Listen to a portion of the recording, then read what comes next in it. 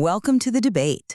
In late April of this year, the defense minister of a sovereign nation was assassinated inside his own heavily fortified garrison. Right.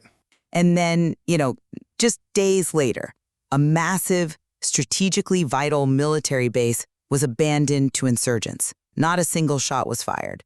It is a staggering sequence of events. And today, a sprawling capital city is being systematically starved of food and fuel. Exactly. Our strategic focus this morning turns to the rapidly deteriorating security architecture in West Africa. The speed of this collapse demands absolute clarity from those analyzing it. I mean, it's unprecedented. It certainly is. But before we examine the geopolitical realities on the ground, I need to share that this deep dive is sponsored by ProWave AI and generated by Stylo News, the AI-powered news application. Right, and we should clarify for the listeners that Stylo News is actually the consumer version of Stylo Intel software. Yes, exactly.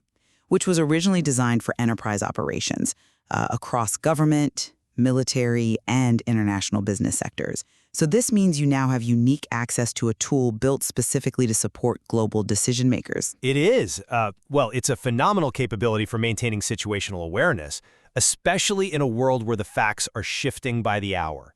Indeed. And acute situational awareness is precisely what is required right now. The date is mid-May 2026. The crisis centers squarely on Mali and Niger, and the central question we are examining today is quite stark. Strategic debate. Mali's future foreign intervention or terrorist state. A vital question. I'll be arguing that Western powers, principally the United States, France, and broader European coalitions, must find immediate, pragmatic avenues to actively support regional stability.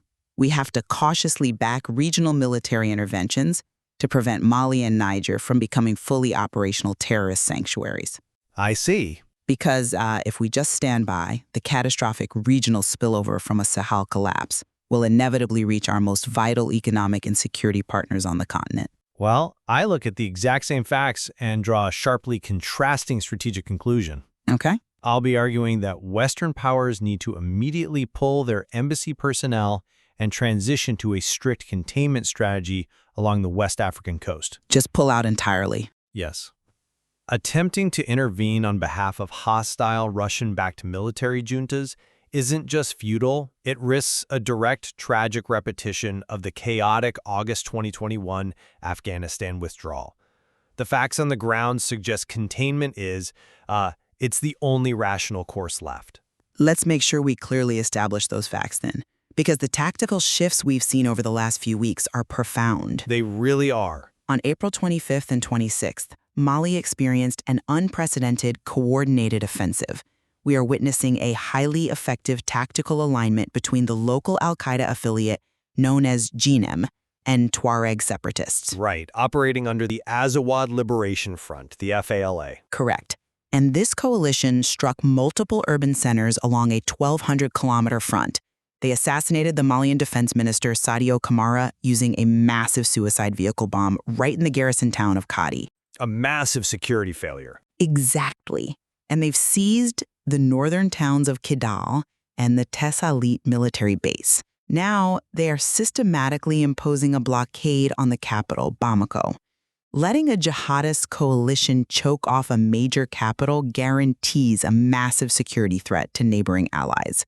Simply watching the state fall is not a viable strategy. Well, the timeline is brutal, I'll give you that.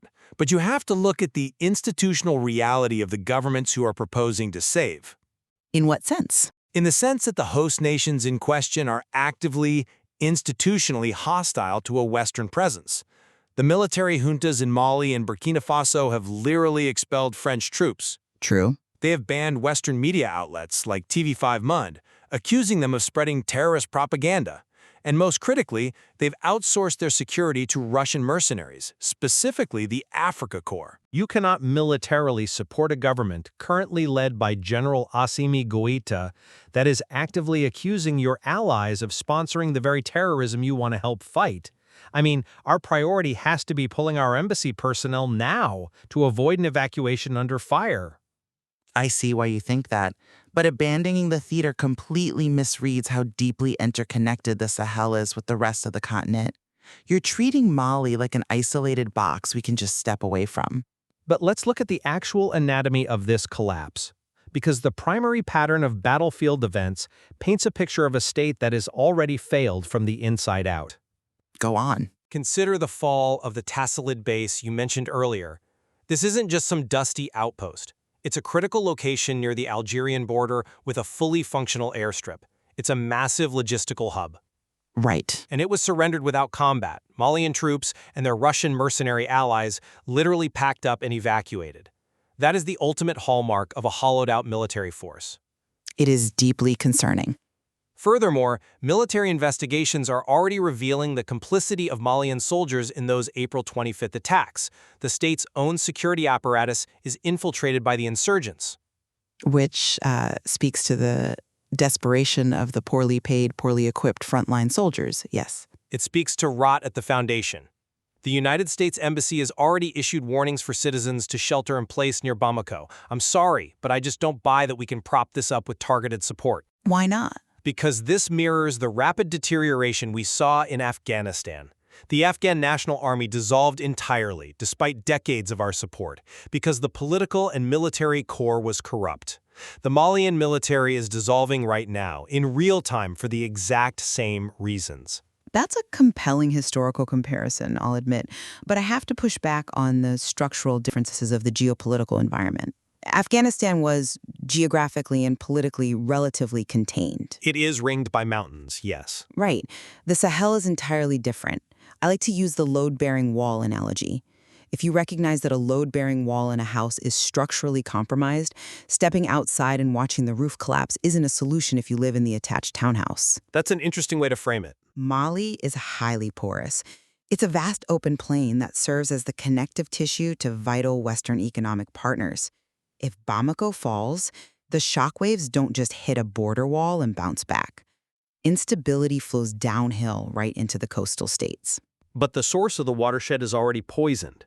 The current occupants of the state apparatus have rejected our filtration system, so to speak, and have brought in Russian forces who are making the contamination worse.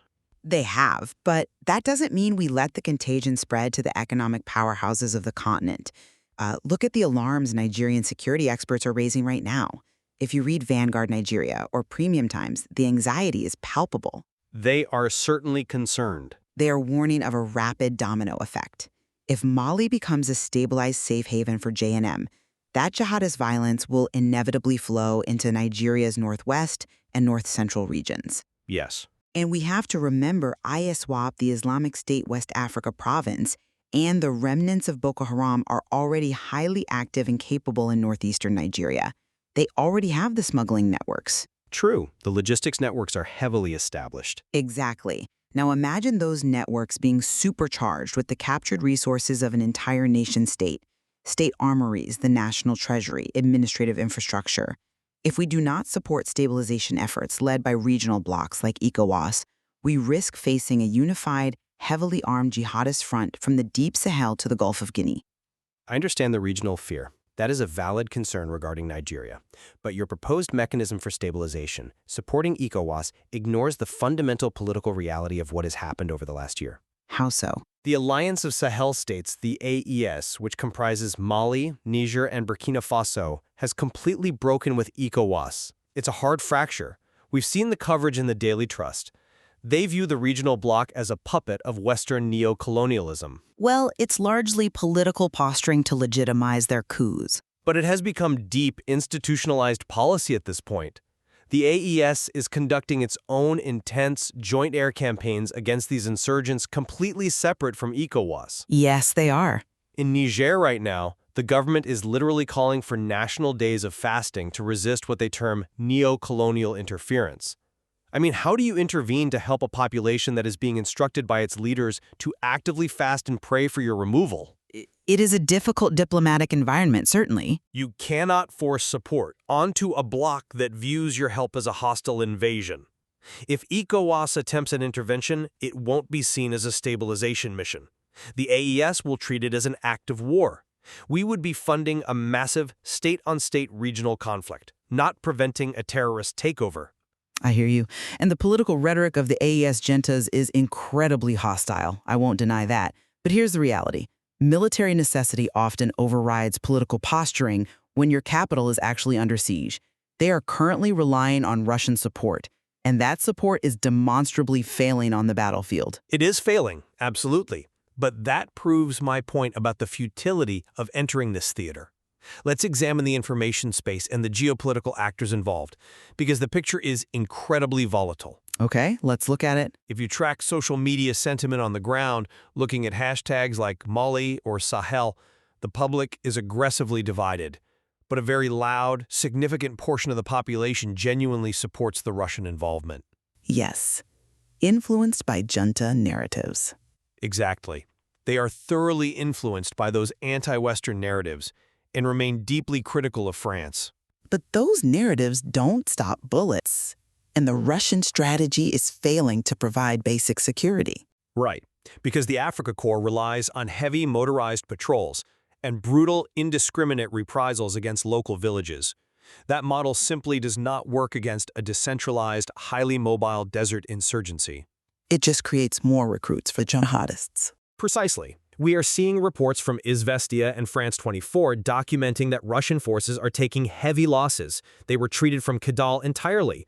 They are proving incapable of managing a sophisticated multi-front war. Which leaves a vacuum.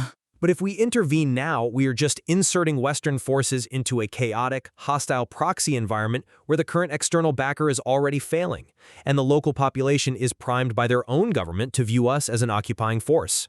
I'm not convinced by that line of reasoning, because it assumes our only option is a massive, unilateral Western troop deployment. What is the alternative? No serious strategist is proposing we send 10,000 infantrymen to occupy Bamako.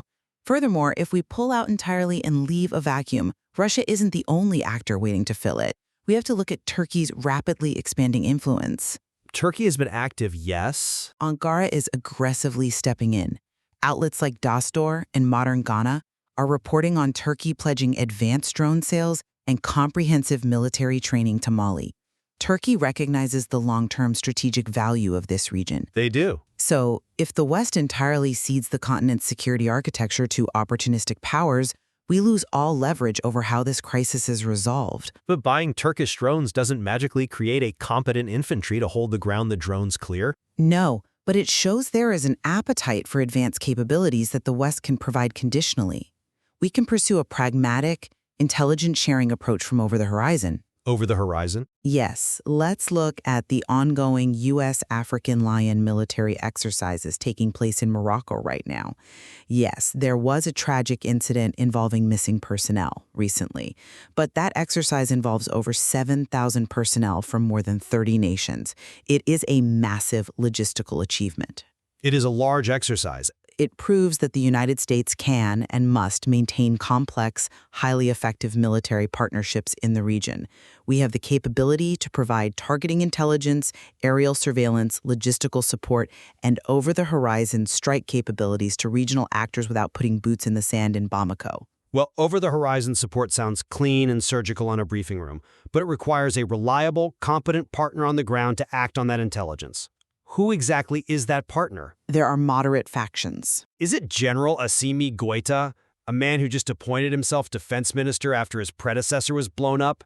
The Malian military has demonstrated it cannot hold strategic terrain even with Russian mercenaries fighting alongside them. It's a dire situation. You can feed them satellite imagery all day long. If the infantry drops their rifles and runs when they make contact, your intelligence is useless. Which is precisely why our strategy must be timeline-driven and highly conditional.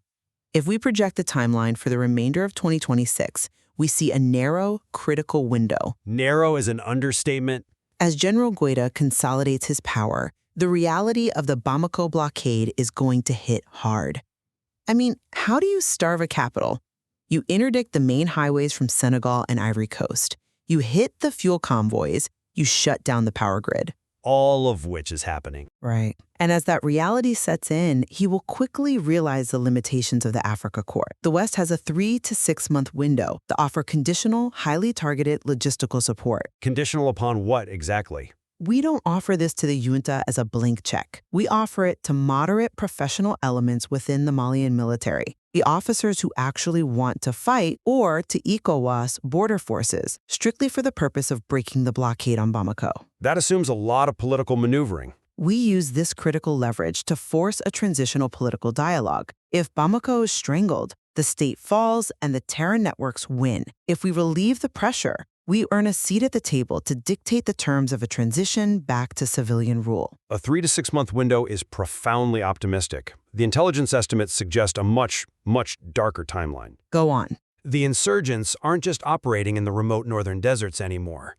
They are on the immediate approaches to the capital. They recently stormed a major prison, swelling their ranks.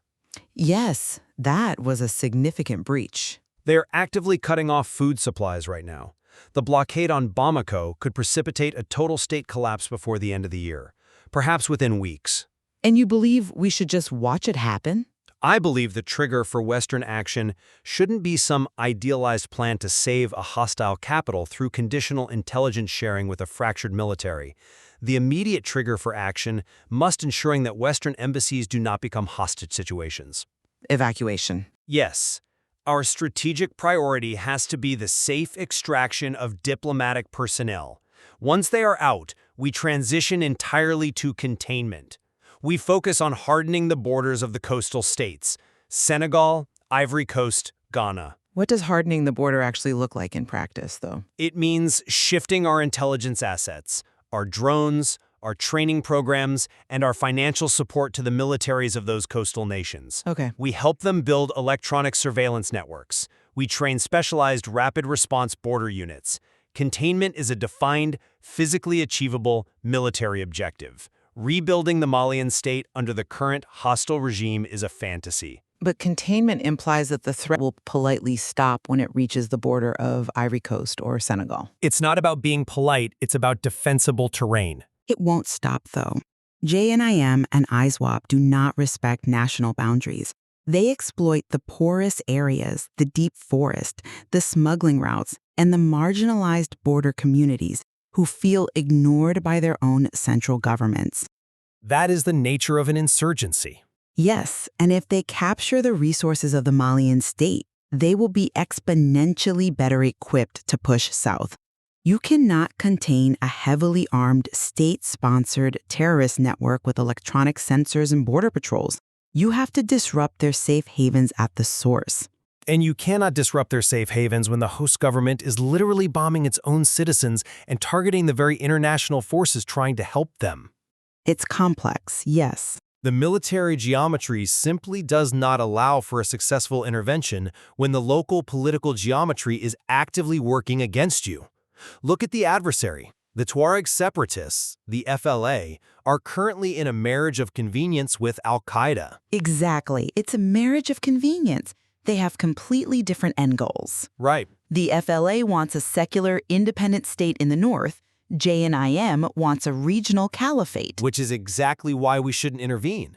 That alliance is formidable right now because they share a common enemy, the central government in Bamako. True. But history shows us that these ideological marriages of convenience always fracture once the spoils of war need to be divided. Our best, most pragmatic strategy is to let the junta, the Russian mercenaries, the Tuareg separatists, and the jihadists exhaust themselves fighting each other in the desert. Just let it burn out. Yes. While they bleed each other dry, we fortify the coastal states that actually welcome our economic and military partnership.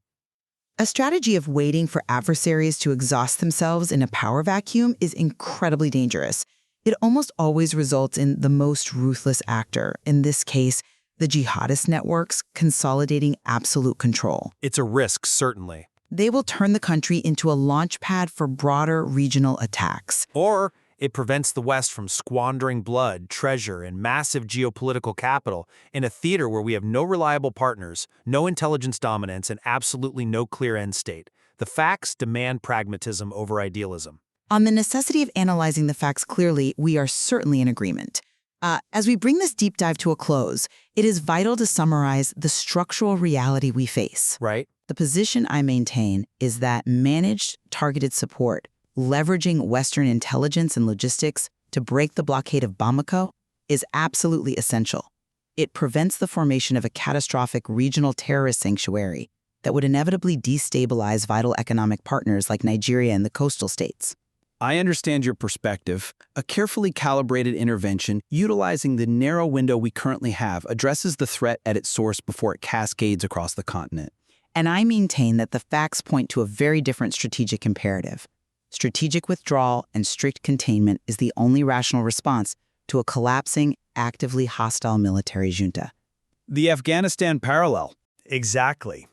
The rapid fall of massive logistical hubs like Tessalit and the sheer reliance on failing Russian mercenaries indicate a state in terminal decline. Immersing ourselves in that chaos invites a direct repeat of the Afghanistan withdrawal.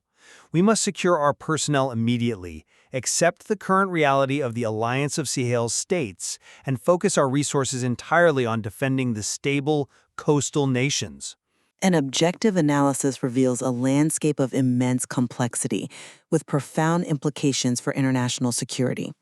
While we clearly disagree on the precise mechanism of response, the gravity of the situation in Mali and Niger is undeniable. Absolutely undeniable. There is much more to explore in this material as the situation develops throughout 2026. And we want to remind our listeners that understanding these rapid global shifts requires reliable, comprehensive intelligence. That is exactly what Stylo News provides.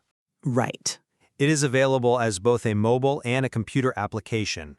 Individuals can download it to customize personal, intelligence-style briefs. It doesn't just give you headlines. It draws from hundreds of traditional news sources globally, cross-referencing them with real-time sentiment and reporting from X.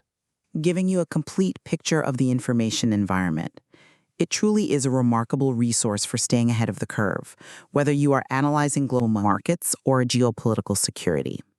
We strongly encourage our listeners to subscribe at www.stylonews.com for AI-powered news on demand. We sincerely thank you for tuning in to the debate today. It is always a privilege to unpack these critical global events with you. Please feel free to request topics for future deep dives, and be sure to follow Stylo News on your favorite social media platforms. Until next time, we leave you with this final thought. When the structural integrity of a region begins to fail, the geopolitical consequences are never neatly contained within the boundaries of a map. We must always decide whether it is wiser to engage the threat at its source or brace for the shockwaves. Good day.